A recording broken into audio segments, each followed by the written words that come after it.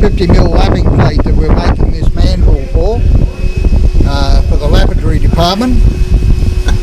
So there it is. You've done well there, mate. Just bloody perfect fit on the dial reading as well across the face. That's right. So all we've got to be able to do now is drill the hole in it and secure the plate to machine that surface. That has to be tapped though, wouldn't you say before? Yeah. Drill the hole, tap it, and then make the nut up to fit. No worries, Graham. Thanks for that.